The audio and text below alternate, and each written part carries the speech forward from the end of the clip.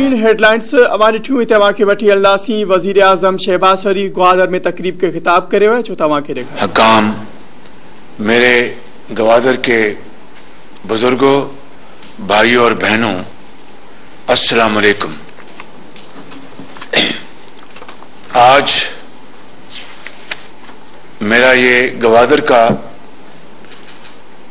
एक माह में दूसरा दौरा है, 1.5 माह में, और आज मेरे आने का वाहिद मकसद ये है कि ग्वादर शहर के वासियों, जिनमें हमारे फिशरमैन भी शामिल हैं, और बलूचिस्तान के हमारे अजीम बलोच पख्तून भाइयों के साथ मुलाकात करना और ग्वादर के जो मसाइल हैं, चाहे वो ग्वादर पोर्ट से ताल्लुक़ हो, चाहे वो ग्वादर में बसने वाले हमारे अजीम पाकिस्तानी भाइयों का मसला हो, मैं उसके लिए आज यहाँ पर फिर हाजिर हूँ अपनी तमाम बड़ी शानदार टीम के साथ।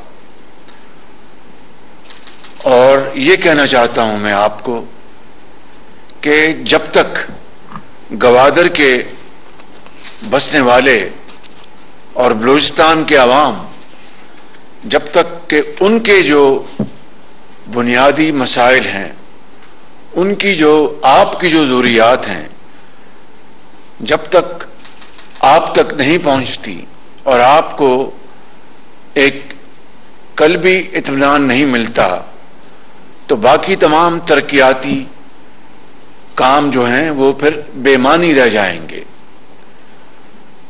तो जहां पर ग्वादर का ये अजीम मंसूबा, जिसने न सिर्फ ग्वादर शहर, आसपास के इलाके, ग्वादर बलूचिस्तान के अवाम के लिए एक तरक्की और खुशहाली का इनकलाब लेकर आएगा, वहां पर आप लोगों के जो बुनियादी मसाइल हैं, उनको जब तक हम संजीदगी के साथ उनको हल नहीं करेंगे तो ये मामला आगे नहीं बढ़ेगा। लिहाजा मंसूबा जहां पर बहुत अहम है, वहां पर आपके मसाइल का हल उतना ही अहम है, अगर उससे ज्यादा नहीं है। तो इसलिए मैं आज फिर यहां पर हाजिर हुआ हूं। अभी जो एक ब्रेक है, उसके बाद फिर मेरी मीटिंग है और फिर गुफ्तगू होगी, जिसमें मैं तफसील से बात करूंगा। लेकिन यहां पर यह कहना चाहता हूं और आपको यकीन दिलाना चाहता हूं कि आपके मसाइल, जिनका अभी आपने फिर जिक्र किया है, और वज़ीर आज़म नवाज शरीफ के हवाले से आपने जो बातें फरमाई हैं, और फिर पिछली हुकूमत के हवाले से, और जनाब साबिक़ वज़ीर आज़म मरहूम जुनेजो साहब के हवाले से जो आपने बातें फरमाई, वो बिल्कुल बजा।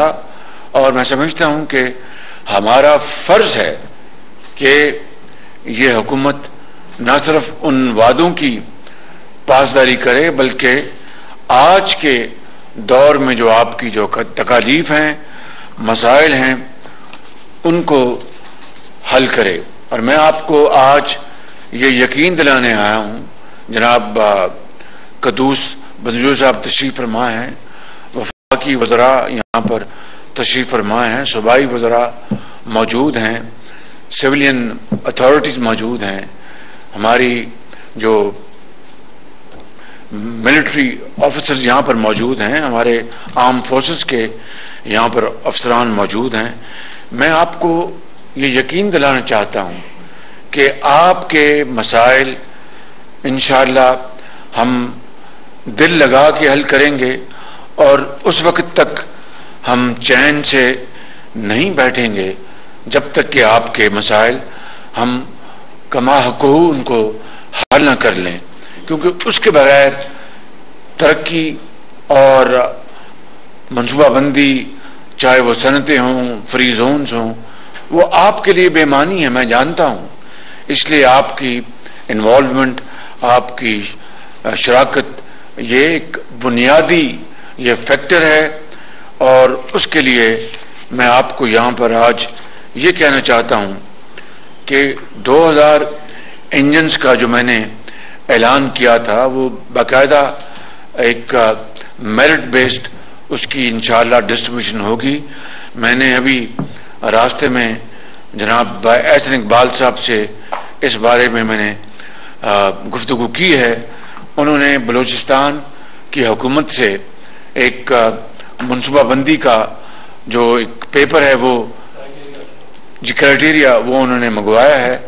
वो जो ही वो मुहैया हो जाएगा, चीफ सेक्रेटरी और चीफ मिनिस्टर तशरीफ फरमा हैं। ये क्राइटेरिया आप कब तक मुहैया करेंगे भाई? काश आप कल दे देते तो आज मैं इसके बारे में आगे में और बढ़ता।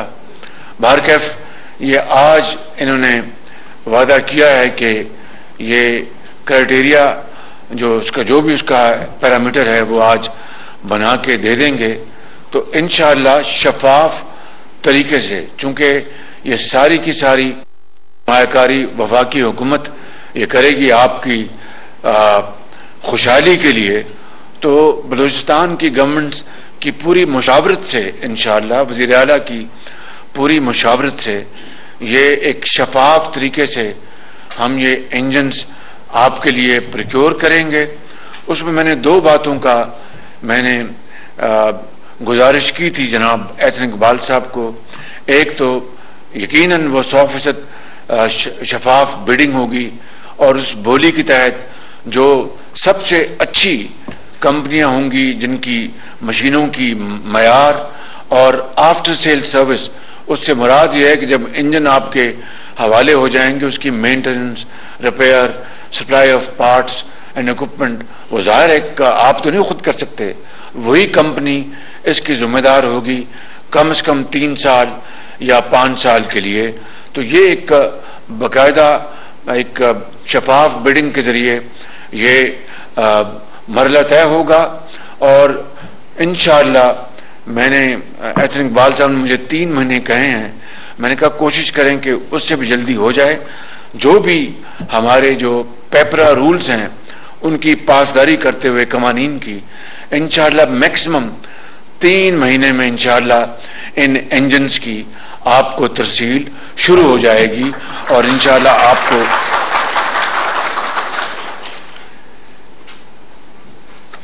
फिर और इसके हवाले से गवादर शहर की मैंने बात करनी है। पानी के हवाले से मैंने इसकी जब मैं पिछली मरतबा आया था तो मैंने फिर इस्लामाबाद से पूरी तरह इसका फॉलोअप किया। अब वो जो पुराने पाइप जो हैं जो कि शहर में जो लगे हैं जिनको इन्होंने अब रिप्लेस करना है वो मैंने सारी उसकी तफसील ली है। और अब इन्होंने ये वादा किया है ये GDA ने, गवादर डेवलपमेंट अथॉरिटी ने, कि हम जनाब ये इस साल इंशाअल्लाह सितंबर में ये पाइपलाइंस नई बिछाकर पानी की जो फराहमी है वो इंशाअल्लाह उसकी शुरुआत हो जाएंगी इसी साल सितंबर में। ये काम बहुत पहले हो सकता था लेकिन अब माजी में जाए और रोने धोने से कोई फायदा नहीं, उसकी हम जरूर जांच पड़ताल हम करेंगे। लेकिन ये पाइप्स जो है इसकी जो इसकी बाकायदा लेइंग जो है वो सितंबर में मुकम्मल हो जाएगी और फिर इंशाअल्लाह आपको ये पानी इंशाअल्लाह मुहैया किया जाएगा। इसी तरीके से जो बिजली का मामला है, अब देखिए कि कई साल से वो खटाई में पड़ा रहा। बारकैफ जब मैं पिछली मरतबा आया उसके बाद ईरान हमारा वफ्द गया तेहरान और हमारे वजीर पावर यहाँ पर मौजूद हैं, इनकी सरबराही में ये ईरान डेलीगेशन गया। उससे पहले ईरानी सफ़ीर से मेरी मुलाकात हुई और उन्होंने पूरी तरह ये यकीन दिलाया कि उनकी तरफ से कोई ताख़ीर नहीं है। और इस हवाले से जब मैंने पता कराया तो पिछले कई बरसों से ताख़ीर हमारी तरफ से है। और ये जो ट्रांसमिशन लाइन हमारी साइड पे जो पोलान गवादर तक, ये 36 किलोमीटर है, कितना है ये 29 किलोमीटर। ये 29 किलोमीटर उन्होंने अपनी तरफ से सारा काम मुकम्मल कर दिया था। ये 29 किलोमीटर 100 मेगावाट बिजली लाने के लिए अब बताइए कि ये किसके कांधों पे रोया जाए कि 29 किलोमीटर जो है उसके लिए कई बरस लग गए। अब ये तय पाया है, वो आप वहां पर मुआहदा हो गया है। हम इंशाअल्लाह इसको काबीना में मंगल को लेके आएंगे। यही वजह है कि आज इसका जो संग बुनियाद था उसको हम डिले कर रहे हैं, क्योंकि काबीना ने इसको मुआहदे को अप्रूव करना है। और इंशाअल्लाह ये तय पाया है, मुझे जो उन्होंने बताया है इंजीनियर खुर्रम दस्तगीर ने, कि 1 महीने में जो कॉन्ट्रैक्टर है, तनवीर कंपनी नामी कंपनी है, वो काम शुरू कर देंगे और 6 माह में ये काम मुकम्मल होगा। मैंने इससे इत्तफाक नहीं किया, इनको मैंने ये गुजारिश की है कि 2 हफ्ते में कॉन्ट्रैक्टर काम स्टार्ट करे और 3 माह में ये काम मुकम्मल हो, ताकि ये 100 मेगावाट बिजली जो है ये पहुंचाई जाए। अब ये खुद नुमाई नहीं है मेरे भाइयों, बुजुर्गों और बहनों, ये खुद नुमाई नहीं है।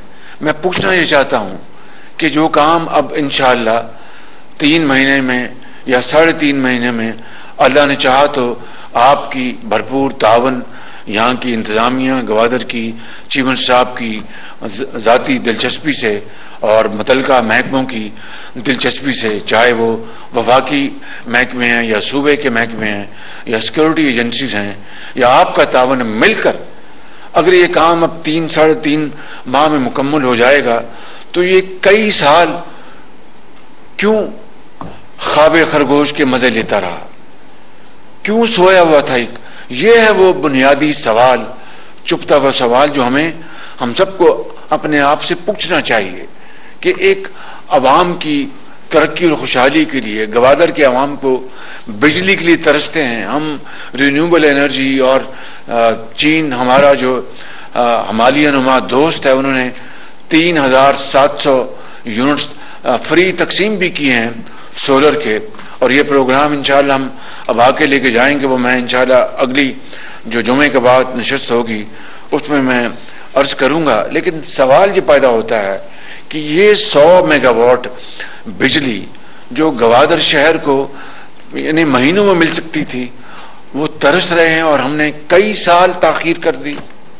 ये है वो चुपता हुआ सवाल जिसका ना मेरे पास जवाब है ना आपके पास जवाब है, और ये अवाम की अदालत में इसका जवाब अवाम चाहते हैं और खुदा की अदालत में भी जवाब देना होगा कि इतनी ताखीर, इतनी दीदा दलीली से यानी अवाम को के इस बुनियादी मसले को इग्नोर किया गया। इसको कहते हैं कि क्रिमिनल डिले, यानी इससे कम और कोई लफ्ज नहीं है मेरे पास। तो मैं समझता हूं कि इसी से आप अंदाजा लगा लें कि किस तरह हम अपने बलूचिस्तान, अब ये गवादर के अवाम, मकरान के अवाम, बलूचिस्तान के अवाम पाकिस्तान का हिस्सा हैं। ये बड़े गयूर अवाम हैं, इनमें बड़ी तवानाई है। अगर हम इनकी जो बुनियादी जो इनकी ज़रूरियात ज़िंदगी हैं, अगर हम इनको पूरा नहीं करेंगे तो मैं समझता हूं कि चाहे जितनी मर्जी तरक्की बाकी सूबों में हो जाए, पाकिस्तान की तरक्की जो है वो मफकूद रहेगी।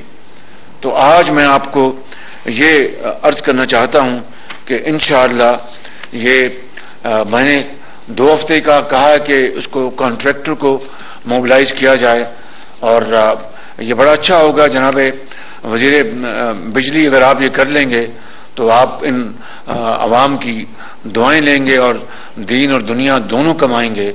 और 3 महीने में अगर आप ये मंसूबा मुकम्मल कर लेंगे तो गवादर के अवाम आपको पगड़ी पहनाएंगे जो बलोच रवायात हैं, और इंशाअल्लाह आपकी बड़ी पजीराई होगी इंशाअल्लाह। तो इसमें आप हिम्मत करें, आप यहाँ पर आया जाया करें, आप और स्मार्ट हो जाएंगे और आप इंशाअल्लाह आप में तवानाई आएगी इंशाअल्लाह ताला। जज्बा ना दिखाते एहसार का, मोहब्बत का, कुर्बानी का, तो ये गवादर पोर्ट के लिए वो जो अपना तमाम जो ज़रूरियात थी वो अगर मुहैया ना होती तो ये क़याम अमल में ना आता। ये मंसूबा जो कि एक अजीम मंसूबा है बलूचिस्तान के लिए, आप लोगों के लिए और पाकिस्तान के लिए, पाकिस्तान की तरक्की और खुशहाली के लिए। तो मैं समझता हूँ कि उसके लिए आपको जितनी भी तासीन की जाए वो कम है। और मैं ये कहना चाहता हूँ कि इंशाअल्लाह आपके जो मसाइल हैं उनको हल करना मेरी ये एक मिली जिम्मेदारी है, सियासी जिम्मेदारी है। और जिस ओहदे पर मुझे इस कोalition हुकूमत ने मुझे बिठाया है, इंजमाम ने बिठाया है, ये उसकी जिम्मेदारी है, मुझे अल्लाह को जवाब देना है। और इसलिए मैं यहाँ पर अभी मैंने मशावरत के बाद मैं यहाँ पर ऐलान कर रहा हूँ कि जो 200 एकड़ जो आपने कॉलोनी के लिए मुतालबा माजी में पेश किया था उसका मैं फिलफौर उसको एंडोर्स कर रहा हूँ और अमली तौर पर इंशाअल्लाह ये 200 एकड़ आपके हवाले किया जाएगा ताकि आप अपनी कॉलोनी बनाएं। और वहाँ पर उसके लिए एक प्लान जो है जनाब वजीर आला क़ुद्दूस बंजू साहब के साथ हम सब मिलकर बनाएंगे ताकि आप अपने, और आपने कहा कि झोंपड़ियाँ अभी तक आपका घर हैं और ग्वादर पोर्ट जो है वो आगे जा रही है, ऐसा नहीं होगा। मैं समझता हूँ कि आपके हकूक पर किसी को डाका डालने की इजाज़त नहीं दी जाएगी। आपके हकूक हर सूरत आपको मिलेंगे और इसके लिए मैं आपको बिल्कुल एक गारंटी करता हूं कि हद्दुल मक़दूर इंसानी हद तक इंशाअल्लाह आपको हम इंशाअल्लाह आपकी बुनियादी ज़रूरियात और हुकूक के लिए फिलफौर हम काम करेंगे। जो गवादर यूनिवर्सिटी है मैंने वो इस दफा PhD में आ चुकी है और इंशाअल्लाह उसके लिए मैक्सिमम फंड्स हम आपको मुहैया करेंगे ताकि ये यूनिवर्सिटी जो है वो फिलफौर जितनी जल्दी इसको हम मुकम्मल कर सकें ताकि हमारे कौम की बेटे और बेटियां वहाँ पर तालीम के जेवर से आरास्ता पैरास्ता हों और आप कह सकें कि गवादर के बेटे और बेटियां भी वो कराची, लाहौर, पेशावर के हम पल्ला हैं और वो भी उनको भी उसी तरह आला तरीन जो तालीम वो दी जा रही है। और इसी तरीके से मैं समझता हूँ कि आपके जो दूसरे जो मामलात हैं वो इंशाअल्लाह हम हल करते रहेंगे। जो ये बिजली जो है 100 मेगावाट जब आ जाएगी तो एक बेस लोड बन जाएगा। जब बेस लोड बन जाएगा तो फिर जो शमसी तवानाई या फिर जो हवा से जो विंड पावर जिसे कहते हैं वो फिर इंशाअल्लाह वो भी क़याम में अमल में आएगी। और हमने गवादर के घरों के लिए जो सोलर पैनल का जो मंसूबा बनाया है जिसके ऊपर तेजी से इंशाअल्लाह हम काम कर रहे हैं और बलूचिस्तान की हुकूमत के साथ मिलकर इंशाअल्लाह इस मंसूबे का ऐलान किया जाएगा। मैं आखिर में आपको एक बात बड़े अदब से लेकिन बड़ी दर्दमंदी से मैं अर्ज करना चाहता हूँ।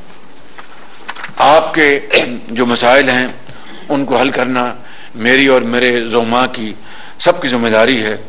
और मैं आपको ये कहना चाहता हूँ कि इस साल जो PSDP जो है यानी जो वफाकी तरक्यात, उर्दू में उसको कहते हैं वफाकी तरक्याती, जो इस साल का जो प्लान है उसमें अगर मैं आपसे पूछना चाहूं तो सबसे ज्यादा किस सूबे के लिए रकम रखी गई है तो आप बता सकते हैं? बताएं, आप बड़े पढ़े लिखे लोग हैं, बता सकते हैं? शाहबाज, बलूचिस्तान के लिए 100 अरब रखा गया है इस साल। 100 अरब रखा गया है बलूचिस्तान के लिए, 61 अरब रखे गए हैं हमारे मेहरान की वादियों के लिए, सिंध के लिए, और 58 अरब रखे गए हैं पंजाब के लिए जो आबादी के लिहाज से सबसे बड़ा सूबा है पाकिस्तान का। लेकिन ये है वो एक खलूस और दर्द दिल के साथ बलूचिस्तान और जो हमारे जो वो इलाके जो तरक्की की दौड़ में पीछे रह गए हैं उनके लिए यानी 100 अरब रुपया हमने रखा है बलूचिस्तान के लिए। तो इसी से अंदाजा कर लें कि ये हुकूमत जो कि एक कोलिशन हुकूमत है जिसमें पाकिस्तान के चारों सूबों की जो सियासी पार्टियां हैं उनकी नुमाइंदगी है और उन्होंने अपनी मेहरबानी से मुझे चुना है। मैं समझता हूं कि ये हम अपने फर्ज की अदायगी कर रहे हैं। आपका जो कर्ज जो है उसको चुका रहे हैं। अभी आपने बताया था कि 2010 के जो था NFC अवार्ड, उसमें पंजाब में जब वहां पर मैं चीफ मिनिस्टर था तो सबसे ज्यादा कंट्रीब्यूट NFC अवार्ड को अचीव करने के लिए पंजाब ने हिस्सा डाला था अपने फंड से 11 अरब रुपया साल का। आज NFC को जो 2010 के NFC उसको आज 12 साल हो गए हैं। तो अगर 12 साल को लगाएं 11 अरब रुपए साल का, तो इससे आप अंदाजा लगा लें कि ये 130 अरब रुपया पंजाब दे चुका है बलूचिस्तान को। मगर कोई एहसान नहीं आपके ऊपर, बाखुदा कोई एहसान नहीं है। अगर ये 4 भाई हैं तो चारों भाइयों को जब तक के चारों भाई खुशहाल नहीं होते और चारों भाई जो हैं वो तरक्की के दौड़ में मुसावी आगे नहीं बढ़ते, तो जो फिर एक रोटी है वो चारों भाइयों को मिलकर खानी होगी। और जब 4 रोटियां होंगी तो चारों भाई जो हैं अपने घरों में वो 4 रोटियां अपने बच्चों में तकसीम करेंगे। ये वो फॉर्मूला है, ये वो बुनियाद है, ये वो सोच है, ये वो अजीम वो इनिशिएटिव था जो हजरत कायद आज़म की लीडरशिप में पाकिस्तान मार्ज वजूद में आया और बलूचिस्तान के अवाम ने बहुत अजीम कुर्बानियां दी और उन्होंने पाकिस्तान के साथ वालिहाना वॉलंटरीली उस इलाक का ऐलान किया था। 1948 में कोयटा में जब कॉरपोरेशन में बड़े बड़े सरदार इकट्ठे हुए थे। तो मैं समझता हूं कि आज 75 साल गुजरने के बाद हमें इस बात का अच्छी तरह इदराक हो जाना चाहिए, अच्छी तरह एहसास हो जाना चाहिए कि जब तक के चारों सूबों को मिलकर हम अपना रेस में नहीं लगाएंगे और वो इलाके जो इस दौर में बहुत पीछे रह गए हैं उनको हम शामिल नहीं करेंगे, तो पाकिस्तान की जो तरक्की जो है वो उन इलाकों के लिए इररिलेवेंट होगी, बेमानी होगी। इसलिए मैं समझता हूं कि ये आपका हक है और ये कोई किसी के ऊपर एहसान नहीं है। मैं जो बात आखिर में करना चाहता था वो बड़ी इंपॉर्टेंट है, ये सुन लीजिए। देखें, और मैं ये बात इसी तरीके से जो बाकी बातें की हैं इसी तरीके से मैं बहुत दिल की अमीर गहराइयों से कर रहा हूं आपसे। और यहां पर जो अवाम बैठे हैं गवादर के या मुल्का इलाकों के, आपके जरिए मैं पूरे बलूचिस्तान को, आपके जरिए मैं पूरे पाकिस्तान को यह पैगाम देना चाहता हूं। देखें, मैं आपको बिल्कुल मैं ईमानदारी से बात करना चाहता हूं। चीन पाकिस्तान का एक बेहतरीन बाएतमाद दोस्त है। यह बात मेरी लिख लें आप, और जब मैं कब्र में जाऊंगा तब भी ये बात बिल्कुल दुरुस्त साबित होगी। इसी तरह सऊदी अरब हमारा एक बेहतरीन दोस्त है। इसी तरह मुत्तहिदा इमारात पाकिस्तान के अपना ये मुस्लिम स्टेट्स हैं, पाकिस्तान के बेहतरीन दोस्त हैं। तुर्की पाकिस्तान का बेहतरीन दोस्त है। कतर हमारा बेहतरीन दोस्त है और ममालिक। मगर इन ममालिक ने हमेशा पाकिस्तान का अच्छे और बुरे वक्त में साथ दिया। अब आज देखें आप कि ये अगर बिजली की जो लोड शेडिंग 20-20 घंटे होती थी 2000 मैं बात कर रहा हूं 14-15 में या 13 में या 12 में, तो कौन था वो मुल्क जो पाकिस्तान की मदद को आया? यकीनन हमारे इन मुस्लिम ममालिक ने हमारा बड़ा साथ दिया। लेकिन चीन की अपनी कैपेसिटी थी, चीन की अपने वसाइल, टेक्नोलॉजी, मशीनरी, एक्सपर्टीज, हर चीज।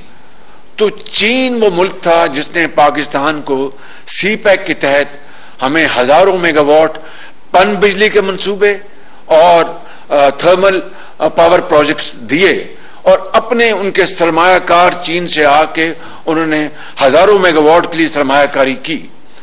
और उसी तरीके से जिस तरह अपना बाकी पाकिस्तान के सरमायाकार या दूसरे बाहर से सरमायाकार आके सरमायाकारी करते हैं। तो मुझे आप ये बताएं कि जब 20-20 घंटे की लोड शेडिंग हो रही थी, चीन ने उस वक्त आके हमारा हाथ थामा, सऊदी अरब ने उस वक्त $1.5 अरब हमें कैश दिया और तेल मुफ्त दिया। इस तरह और भी हमारे जो अमारात, कतर, तुर्की मुख्तलिफ औकात में पाकिस्तान के बड़े साथी रहे। तो मुझे आप बताएं कि क्या हम इन दोस्त ममालिक को आज अपने साथ बनाएंगे, अपने साथ इनको दूर करेंगे? मुझे आप बता दें इसको। देखिए, मैं बड़ी खुली बात कर रहा हूं। तो आज अगर चीनी सरमायाकार पाकिस्तान में हैं, कुछ मंसूबे वो सरमायाकारी के जरिए कर रहे हैं, कुछ BOT पे हो रहा है, कुछ सॉफ्ट लोन्स हैं CPEC के तहत, मुख्तलिफ ये उसकी अशकाल हैं। मगर तरक्की किसकी है? वो पाकिस्तान की तरक्की है या किसी और मुल्क की तरक्की है? मैंने आपकी जो महरूमी है उसका जिक्र कर दिया, और उसको हमें अपना रात खत्म होने से पहले अगर मुमकिन हो तो महरूमियत दूर होनी चाहिए। लेकिन मैं बात बलूचिस्तान की कर रहा हूं, मैं सिंध की कर रहा हूं, पंजाब की कर रहा हूं, मैं KP की कर रहा हूं, कश्मीर की कर रहा हूं, मैं गिलगित बल्तिस्तान की कर रहा हूं। आज हम 75 साल गुजरने के बावजूद भी अपने पांव पे नहीं खड़े हो सके। अभी चीन ने हमें चंद दिन पहले $2.3 अरब का हमें एक और बहुत यानी क्या कहना चाहिए प्रेफरेंशियल टर्म्स पे, यानी अच्छे शराइत पर हमें कर्जा दिया। कब तक हमने कर्जा लेना है? ये दोस्त ममालिक ये सोचते होंगे। मैंने अपना बात की कल भी अपने सेनेटर से, आज मैं आपको खुल के बता रहा हूं। जब आपने मुझे अल्लाह ताला के करम से मैं इस जिम्मेदारी पर पहुंचा, जो कि फूलों की सेज नहीं है, ये कांटों की सेज है। चीन के वजीर आजम जब मेरी बात हुई 1 घंटा, तो बड़ी उम्दा बहुत उन्होंने कहा कि वजीर आजम हम पाकिस्तान के लिए हाजिर हैं, CPEC को आगे बढ़ाएंगे, ML1 का उन्होंने जिक्र किया और भी बड़ी अच्छी बातें की। तो जब अपना कोई पौना घंटा गुजर गया तो मुझे उन्होंने कहा इसी तरह कि प्राइम मिनिस्टर आप से मेरी पहली बार गुफ्तगू हो रही है जब से आप वजीर आजम बने हैं, तो आप हिचकिचा रहे हैं, आपकी जो ज़रूरियात हैं, तो मैं समझ रहा हूं कि पहली गुफ्तगू में आप हिचकिचा रहे हैं वो बात करने से। मगर मैं आपको ये कहना चाहता हूं कि हम आपको इंशाअल्लाह ये 15 बिलियन है ना RMB, फॉरेन सेक्रेटरी 15, तो हम 15 अरब RMB हम आपको दे रहे हैं और अच्छी शराइत पर। मैंने कहा कि वजीर आजम प्रीमियर ली कहते हैं उनको, मैंने कहा कि आपने ठीक कहा। मैंने पहली इस गुफ्तगू में मुनासिब नहीं जाना कि मैं आपसे ये बात करूं, आप ये समझेंगे कि ये हम दोस्त मुल्क हैं, ये फिर कशकोल लेके चल पड़े। तो मैंने इस तरह ही कहा उनको अंग्रेजी में, तो उन्होंने कहा नहीं बिल्कुल नहीं, पाकिस्तान के अवाम से हमें बड़ी वालियाना मोहब्बत है, पाकिस्तान हमारा बहुत दोस्त है और आपसे हम सबसे आपसे हम बड़ा ताल्लुक है, तो हम आपको कर रहे हैं। अब बताएं मुझे आप कब तक ये सिलसिला चलेगा? अपने दिल पे हाथ रख के बताएं मेरे भाइयों बहनों, ये सब इस तरह भाई कब तक ये सिलसिला चलेगा? वो कौमें जिनको ऐसी इमदाद की माजी में जरूरत पड़ी, मार्शल एड आया, प्लान आया, और ना जब जंगे दोम के बाद और बेशुमार मिसालें, वो सब अपने पांव पे खड़े होकर आज आसमानों से बातें कर रहे हैं। हम 75 साल गुजरने के बावजूद भी आज ये कर्ज की जिंदगी बसर कर रहे हैं। ये नहीं चलेगा इस तरह, बिल्कुल नहीं चलेगा। हमें मेहनत और शबाना रोज मेहनत करनी होगी, और इन दोस्तों से जिनका मैंने जिक्र किया है, इनसे हमें टेक्निकल सपोर्ट लेनी है, इनसे हमें इन्वेस्टमेंट्स लेनी है, इनसे हमें अपना वो इंडस्ट्री जो कि पाकिस्तान जिसमें आगे जा सकता है उसके हवाले से सरमायाकारी लेनी है, स्पेशल जोन्स बनाने हैं, इकोनॉमिक जोन्स बनाने हैं, एक्सपोर्ट जोन्स बनाने हैं, पोर्ट्स बनानी है, और पाकिस्तान की जो ट्रेड और इन्वेस्टमेंट को बहुत आगे बढ़ाना है। मगर ये किस तरह होगा कि एक तरफ दोस्त आके हमारी मदद करें और फिर जो दुश्मनाने पाकिस्तान जो हैं वो बाज लोगों को यहाँ पर आलाकार बनाकर, चाहे वो पंजाब है या KP है या सिंध है या बलूचिस्तान है, दोस्त ममालिक के इंजीनियर्स को और सरमायाकारों को वो निशाना बनाए। ये नहीं हो सकता। ना आपको इसकी इजाजत देनी चाहिए, ना मुझे इसकी इजाजत देनी चाहिए। मुमकिन नहीं है बिल्कुल कि दोस्त आपकी मदद करें, आके हमारे रोजगार में वसत करने के लिए आपको प्लान दें, आप सरमायाकारी करें और फिर हम उनको निशाना बनाएं। खुदारा, हाँ, या तो ये होना को खुदा ना खास तो कोई इदारादारी कर रहा है, कोई वो कौन थे जी, मैं उनके वो कंपनी ईस्ट इंडिया कंपनी को बनाने आ रहा है और लॉर्ड क्लाइव यहां पर आ रहा है। कतन ऐसी बात नहीं है। चीन आपका बड़ा मुखलिस हमदर्द दोस्त है। मैं आपको बिल्कुल मैं इंसान हूं, अल्लाह ताला को बेहतर इल्म, लेकिन मेरा जो जाती तजर्बा, जाती मेरी अपनी अंडरस्टैंडिंग की बना पर मैं ये कह रहा हूं, ये जिन तमाम दोस्तों का मैंने नाम लिया, सऊदी अरब ने आपको जब भी आपकी मदद की, कभी आपसे सियासी उन्होंने आपसे कोई शर्त नहीं लगाई, चीन ने कभी शर्त नहीं लगाई, अमारात ने कभी शर्त नहीं लगाई, तुर्की ने कभी शर्त नहीं लगाई, कतर ने कभी शर्त नहीं लगाई। तो आज हमें जरूरत है सरमायाकारी की। आज हमें जरूरत है कि लाखों करोड़ों आवाम को उनको बुनियादी सहूलतें मुहैया करने की, रोजगार देने की, महंगाई को कम करने की, पाकिस्तान की अंदर सनतें लगाकर उनकी चिमनियों से धुआं निकालने की और पैदावार बढ़ाने की, अपनी जो हमारी ज़राअत है उसको आगे बढ़ाने की। तो उसके बदले में हम ये रवैया अख्तियार करें। मैं किसी को इल्जाम नहीं दे रहा, लेकिन वो पाकिस्तान के दुश्मन हैं जो आकर इस तरह की किसी को आलाकार बनाते हैं। तो मैं आपको बड़े अदब से मैं अपील करता हूं कि आप अपने उन तमाम दोस्त ममालिक जो यहां पर आके काम, और दोस्त ममालिक ना भी हों, अगर कोई ऐसा मुल्क आता है जो ना दोस्त है ना दुश्मन है, अगर वो सरमायाकारी करता है तो उसका फायदा किसको है? पाकिस्तान को, हमारी बहनों को, माओं को, भाइयों को, बुजुर्गों को, नौजवानों को। तो चाहे वो दोस्त मुल्क का यहां पर इंजीनियर है, सरमायाकार है, या एक अपना ऐसा मुल्क है जो कि अपना पाकिस्तान के अंदर सरमायाकारी करना चाहता है, यूरोप है, शुमाली अमेरिका, कोई भी आए, उनको तो आपको अपना मेहमान समझना चाहिए। उनकी हिफाजत जो है आपको खुद अपने से ज्यादा उनकी हिफाजत करनी चाहिए। क्यों? कि वो पाकिस्तान की तरक्की और खुशहाली में वो हिस्सा डाल रहे हैं। तो इसलिए मैं आज गवादर आया हूं, ये बाकी जो मैंने गुजारिशात की हैं, ये पैगाम देने कि खुदारा अगर हमने अब देखिए, मैं आपको बिल्कुल ईमानदारी से बात कर रहा हूं कि मैंने कहा कि गवादर यहां बलूचिस्तान में बड़े फासले हैं, तो हमें शमसी तवानाई ऑफ ग्रिड सोल्यूशन, उसका मतलब ये है कि जो नेशनल ग्रिड स्टेशन सिस्टम से हटके, मसलन मैं मिसाल दे रहा हूं, आप खुददार को ले लें, आप वट को ले लें, आप मैं मिसाल दे रहा हूं, आप मकरान को ले लें, किसी इलाके में, वहां पर अगर आप सोलर अपना प्लांट लगा दें तो इलाके की आवाम को बिजली मिल जाएगी बगैर वो तारें लगाए और ग्रिड स्टेशन लगाए। अब वो आने को यहां पर तैयार नहीं है। वो कहते हैं कि वजीर आजम हम हाजिर हैं, लेकिन वहां पर हमारी सिक्योरिटी का क्या बंदोबस्त है? देखिए कितना तकलीफ दे, निश्तर लगता है दिल पे। मेरा बस चले, खुदा की कसम, मैं कोटा से लेके लासबेला तक और चमन तक, मैं हर जगह मैं आपको ऑफ ग्रिड स्टेशन सोलर की शमसी तवानाई के प्लांट लगवा दूं, ये सब हम मिलके। देखिए उसकी किसको फायदा होगा? आपके किसान को। किसको फायदा होगा?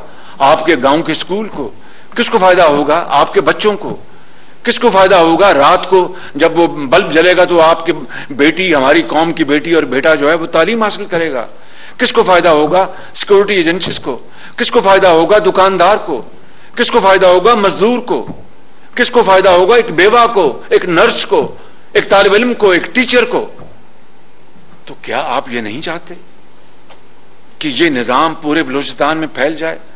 और वो अपना अरबों डॉलर उन्होंने लगाने हैं, हमने नहीं लगाने, उन्होंने लगाने आके। और उसका एक बिजनेस, एक फाइनेंशियल मॉडल होगा कि वो आपको सस्ती ये बिजली जो है, मैं आपको खुल के बात बता रहा हूं, ये जो बिजली आपको इसको मिल रही है, ये 24-25 रुपए यूनिट पैदा होती है। भाई बताएं कितना अपना डॉक्टर मुसद्दक पर यूनिट क्या बिजली हमारी एवरेज? 25 रुपए। हमारी जो अब टैरिफ है वो 24 रुपए। अब 24 रुपए, और वो हम सब्सिडाइज करके गरीब आदमी को देते हैं। 200 यूनिट तक जो इस्तेमाल करता है वो स्लैब्स उसके। अब बताइए कि महंगी बिजली पैदा करके आगे सस्ती बिजली, और अरबों रुपए वो जा रहे हैं सर्कुलर डेट में, वो इकलौता बहस है। ये शमसी तवानाई ये 2 सेंट में, 2.5 सेंट में या 3 सेंट में मिल जाएगी, 3.5 सेंट से, उससे आधी से भी कम कीमत पर। क्या हम नहीं चाहते कि वो लगे यहां पर आकर और पाकिस्तान का भला हो, पाकिस्तान के अवाम का भला हो? ये वो मेरे बलूचिस्तान के, चाहे मेरे पश्तून भाई हैं या बलोच भाई हैं या बरोई हैं या सेटलर्स हैं, मेरी सबसे अपील है, दर्दमंदाना अपील है कि खुदारा उठो और अपनी जाती पसंद नापसंद से बालातर होकर आप अपने बच्चों का, बलूचिस्तान के बच्चे ये पाकिस्तान के बच्चे हैं, बलूचिस्तान की बेटियां माएँ हमारी माएँ और बेटियां हैं। मैं ईमानदारी से समझता हूं कि बलूचिस्तान तरक्की के दौड़ में शामिल न हो तो पाकिस्तान की तरक्की के कोई मायने नहीं है बिल्कुल। तो इसलिए आपको ये समझना चाहिए, आपके अपने यहां पर आपके ज़ुमा बैठे हैं, आपको इनकी हिफाजत आपकी अपनी जान से भी ज्यादा होनी चाहिए, क्योंकि पाकिस्तान खुशहाल होगा, पाकिस्तान मजबूत, आप खुशहाल होंगे। इसलिए ये बात आज मैं बड़ी वजाहत के साथ करना चाहता था कि ये मामला जो है ये आपके सुपुर्द है, बलूचिस्तान के अवाम के सुपुर्द है, ये सिंध के अवाम के सुपुर्द है, ये पंजाब के अवाम के सुपुर्द है, ये KPK के अवाम के सुपुर्द है कि आपने बाहर से आने वाले सरमायाकारों, इंजीनियर्स और कारकुनों को उनकी हिफाजत इस तरह करनी है जिस तरह आप अपनी हिफाजत करते हैं। क्यों? इसलिए कि वो हमारे मुल्क को खुशहाल कर रहे हैं। ये है बुनियादी फलसफा, ना ये नूरी है ना नारी है। इसमें समझने के लिए कोई आइंस्टाइन या कोई टीचर नहीं चाहिए। एक बात आपने बड़ी इंपॉर्टेंट की, वो है इलीगल ट्रोलिंग की। देखें, सिंध के मछेरे हों या बलूचिस्तान के मछेरे, ये एक घर है, एक घर है। हाँ, सबको बाकायदा एक कानून, एक जो रूल्स हैं उनको फॉलो करना होगा, चाहे वो हमारे सिंधी भाई हैं, चाहे वो बलोची भाई हैं, चाहे वो पश्तून हैं, चाहे वो पंजाबी हैं, कोई और है। तो उसमें हमें ये आपका जायज मुतालबा है, उसकी मैं एक कमेटी बनाऊंगा ताकि कोई किसी का हक ना ले, बल्कि मिलके बैठ के मामला तय कर लें। तो इसलिए ये ना कहें कि सिंधी आके ये करते हैं, या इसमें ना पड़े, ये कहें कि कानून की अमलदारी होनी चाहिए, रूल मस्ट बी फॉलोड। और मैं इंशाअल्लाह कमेटी बनाऊंगा जिसमें आप भी होंगे, हमारे सिंध के भी भाई होंगे, और भाइयों की तरह इस मामले को हम तय कर लेंगे। और ये एक मामला है, इसको मैंने नोट किया है, इंशाअल्लाह इसके ऊपर बिल्कुल मैं इंशाअल्लाह फौरी तौर पर इसकी एक कमेटी मैं बना दूंगा, और वो कमेटी जो है इसके ऊपर फौरी तौर पर तमाम मामलात को अपने बाकी और मामलात हैं वो यहाँ पर नहीं। एक बात मैं ये कहना चाहता हूँ, देखिए मैं यही बात सिक्योरिटी की मैं जहाज में लिख के लाया कि अगर आपने अपने सरमायाकारों को सिक्योरिटी ना दी तो खुदा की कसम वो चले जाएंगे यहां से, ये आप देख लें बिल्कुल। इसलिए मैं आपको ये कहना चाहता हूं कि उनको आप अपना भाई जाने। भाई चीन ने आपकी कब मदद नहीं की? जंगों में मदद की, जल्जलों में मदद की, अमन में मदद की, सफारती मदद की। मैं इस दिल में बड़े राज दफन हैं कि किस किस फोरम में चाइना ने आपको अपना प्रोटेक्ट नहीं किया और सपोर्ट नहीं की, जिस तरह सऊदी अरब ने की, तुर्की ने की और दूसरे हमारे दोस्त ममालिक ने की।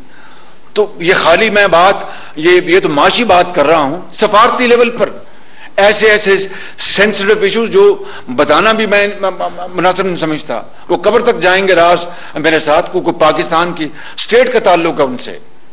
तो ऐसे दोस्त ममालिक से आप अपना बर्ताव तो आपका ऐसा होना चाहिए कि वो हमारे सरों के ताज हैं। मैं इस मामले में अब ज्यादा बात नहीं करना चाहता। एक बात जो है वो ये ऐसा नहीं है, जो बिस्प का था ये बलूचिस्तान का है ना, जो बेनजीर साहिबा इनकम सपोर्ट प्रोग्राम है, उसमें हमने इस साल बलूचिस्तान के 5 लाख अफराद को और इसमें शामिल किया है, और ताकि वो इस मामले में वो और जो हमारी जो पॉवर्टी जो है उससे बाहर आए। लेकिन याद रखें कि मोहतरमा बेनज़ीर इनकम सपोर्ट प्रोग्राम में इंशाअल्लाह आगे जाके बात करूंगा, अभी नहीं, कि ये वज़ाइफ जो हैं ये गरीबों, यतीमों, बेवाओं और हकदारों का है। लेकिन वी आर नॉट, ये मैं उर्दू में, हम कोई गुर्बत की को फौज नहीं बना रहे। It's not an army of beggars, we have to raise army of skilled workers. तो ये हम आइंदा जाकर इसको मशरूत कर देंगे अभी कुछ महीनों बाद, कि ये वज़ाइफ फिर उनको मिलेंगे जो अपने बच्चों और बच्चियों को स्कूलों में भिजवाएंगे और तालीम अपने हासिल करेंगे। उसके बगैर तो फिर ये अपना उम्र भर ये अपना वजीफे मिलते रहेंगे। वज़ाइफ मिलें बहुत जरूरी, लेकिन फिर उसके साथ साथ आगे ट्रांसफॉर्मेशन होती जाए। तो ये अपना मैंने गुजारिश करनी थी। और एक ये ट्रॉलर्स की बात हो गई, पानी का मसला, मैं ये भाई चीफ सेक्रेटरी अगली मीटिंग में है ना, जो पानी और दूसरे जो इश्यूज हैं, कि यहां पर बात कर लूं मैं अगली मीटिंग में। एक बात जो अस्पताल का जो यहां पे अभी अब बताइए, चीन का पैसा, फ्री ग्रांट और 37% उस पर काम हुआ। बताएं कि क्या ये मुकामे एक इबरत नहीं हमारे लिए कि यानी उन चीनी अवाम का कमाया हुआ पैसा उन्होंने हमें ग्रांट दिया, ग्रांट, और वो हम लेके बैठे हुए हैं। अंदाजा करें, फिर हम गिला करते हैं कि जी पाकिस्तान ने तरक्की क्यों नहीं की। अभी मैं आया और मुझे एक बड़ा सरप्राइज मिला है, वो मैं आपको अभी बता देता हूं। तो ये अस्पताल, इस अस्पताल ने किन की खिदमत करनी थी मुझे बता दें जरा। हमारे गवादर की बेटियों और बेटों के लिए, बीमार बच्चों और माओ और बहनों और बुजुर्गों के लिए, इन बुजुर्गों के लिए, उनके लिए अस्पताल बनना था। और इस तरह चल रहा है कि क्यामत आ जाएगी, अस्पताल नहीं बनेगा। बड़ा अफसोस है। होता कोई और निजाम और मुल्क तो पता चल जाता कि जनाब काम किस तरह होता है, मगर उसी स्पीड से अब काम करना पड़ेगा।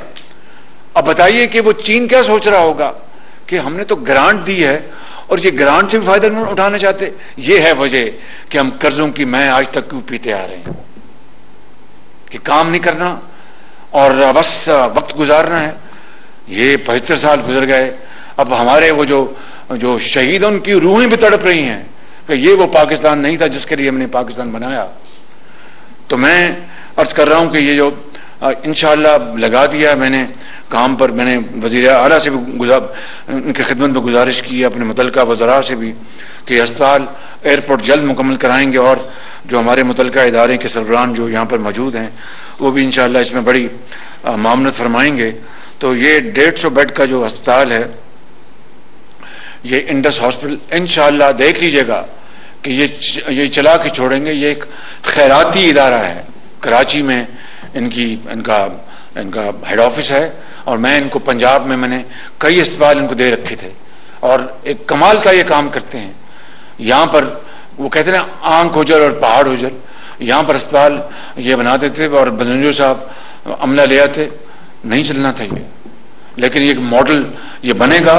ये खैराती इदारा है, डेडिकेटेड लोग हैं, अल्लाह की रजा के लिए काम करते हैं। इनको बजट मिलेगा इंशाअल्लाह, आप देखेंगे कि हमारी बेटियों बेटों के लिए अद्वियात, क्वालिटी अद्वियात, और इनको तमाम सहूलतें इंशाअल्लाह मिलेंगी। और मुझे बड़ी खुशी हुई आज यहाँ पर MOU साइन हुआ है, अल्लाह ताला कबूल फरमाए। लेकिन जब अस्पताल मुकम्मल होगा तभी होगा ना, तो इसलिए अब आपको अस्पताल जो है वो बड़ी बर्क रफ्तारी से, जिस तरह ये मेरे मचेरे भाई अपने मुतालबात के लिए बड़ी शानदार तकरीरें करते हैं और बड़े जज्बों के साथ, इसी जज्बों के साथ जनाब वज़ीर आला साहब इसको मुकम्मल करवाएं। और मेरे लायक कोई भी खिदमत है मैं उसके लिए हाजिर हूँ, I am at your back and call. लेकिन इसको आप मुकम्मल करवाएंगे तो अल्लाह ताला की रजा आपके साथ होगी और दीन और दुनिया आप इंशाअल्लाह दोनों कमाएंगे। मैं इन अल्फाज के साथ आपका एक मरतबा फिर बेहद शुक्रिया अदा करता हूँ। और PSDP में जो 100 अरब रखे गए हैं उसमें media centre for local press वो भी है, business centre for local chamber वो भी है उसमें। और ये 100 अरब रुपया जो है, इस बात का बड़ा खुला सबूत है कि ये हुकूमत जो है आपने मुंतखब की है, ये बलूचिस्तान के लिए कितनी संजीदगी के साथ मामलात को ये डील कर रही है। और इंशाअल्लाह ये तमाम जो आपकी, हाँ जो आखिरी बात देखिए, मैं अभी आया तो मैं प्रेजेंटेशन ले रहा था, एक तो मैंने चीफ सेक्रेटरी साहब को गुजारिश की कि भाई जब वहाँ पर मैंने देखा, जब मैं ले रहा था टूर, तो एक जगह पर पोर्ट पे एक जगह पर 6, 8, 10 लोग जमा थे, वो इंतजार कर रहे थे। वो बेचारे मायूस हुए, शायद उन्होंने वहाँ पर प्रेजेंटेशन देनी थी। अब मैंने यहाँ पर आके प्रेजेंटेशन ली, तो ये सुन लें, ब्रेक वाटर मंसूबा जो है, आप तो अच्छी तरह जानते हैं कि वो अगर ऐसा मंसूबा जब कभी खुदा न खास्ता कोई बहुत ज्यादा समंदर में तूफान आ जाए या तो वो अपना पोर्ट को उसका नुकसान पहुंच सकता है, depending on the intensity of जो अगर तूफान आता है। तो चाइना ने इस पोर्ट के लिए, ब्रेक वाटर मंसूबे के लिए, एनडीआरसी उनका इदारा है, मैं जानता हूं, उससे सॉफ्ट लोन यानी नरम शराइत पर अपना कर्जा दिया कि आप ये बना लें ताकि इस पोर्ट को कभी नुकसान ना पहुंचे। वो पैसा पड़ा है, कोई काम नहीं, यानी कागजी तैयारी भी नहीं है।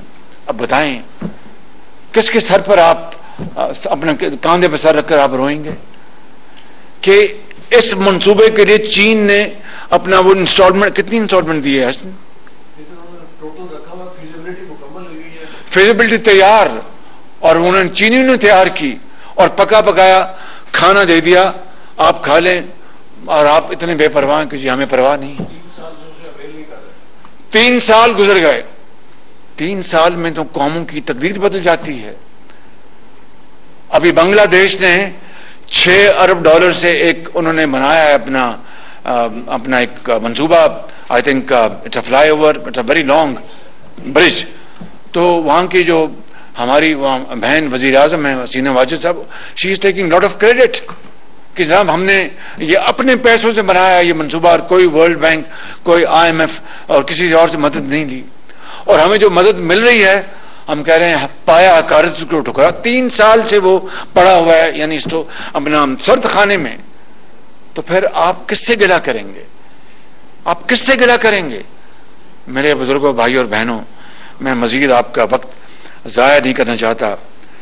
सफाई से टू से कि इंशाअल्लाह यानी रोने धोने से तो काम चलेगा, हमें अब हिम्मत करनी होगी और माजी से सबक हासिल करके हम खड़े हों, अपनी सफों में इत्तेहाद पैदा करें, सिक्योरिटी को यकीनी बनाएं, आप मुहाफिज बन जाएं पाकिस्तान के सरमायाकारों के लिए, पाकिस्तान के अंदर उनके इंजीनियर्स, उनके सब जो भी हैं, चीन है या कोई और है, सब हमारे लिए अगर सरमायाकार तो हमारे लिए अल्लाह ताला ने वो भेजे हैं ये अपने निज़ाम से कि जाओ पाकिस्तान को खुशहाल करो। तो हम सब इंशाअल्लाह इसको भी हम फौरी तौर पर यूटिलाइज करते हैं। और ये जो ब्रेक वाटर जो मंसूबा है जो 3 साल से बंद पड़ा और पैसा उसकी किस्त पाकिस्तान के पास है, ये है वो दुख भरी कहानी। लेकिन इंशाअल्लाह वो कहते हैं कि it's never too late. I mean ये मुश्किल जरूर है, नामुमकिन नहीं है। इंशाअल्लाह पाकिस्तान जरूर कायदे आजम का पाकिस्तान बनेगा, इकबाल का पाकिस्तान बनेगा। शर्त यह है कि उसके लिए हमें दिन रात मेहनत करनी होगी और इत्तफाक और इत्तेहाद कायम करना होगा। इत्तफाक और इत्तेहाद के बगैर कोई तरक्की नहीं हो सकती। और इकबाल ने कहा था कि फर्द कायम रब्ते मिल्लत से है, तन्हा कुछ नहीं।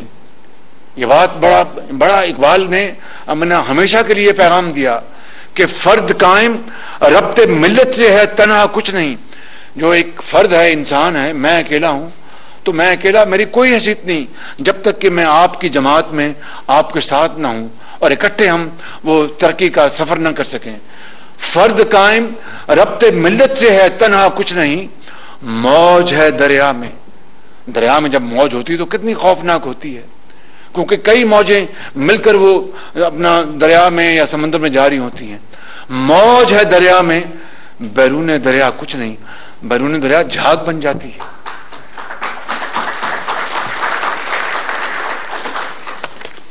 पाकिस्तान, जोर से पाकिस्तान, पाकिस्तान, कायदे आजम, शाबाश मेहमान।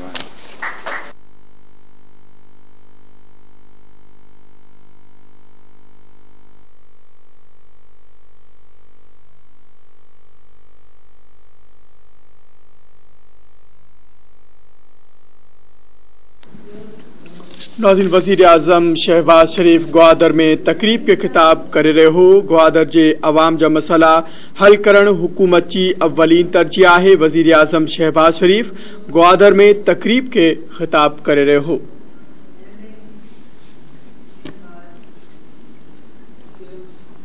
नाज़रीन, इन सां गॾु बुलेटिन पंहिंजी पुॼाणी ते पहुतो। वधीक ख़बरुनि अपडेट्स लाइ ॾिसंदा रहो धरती TV न्यूज़।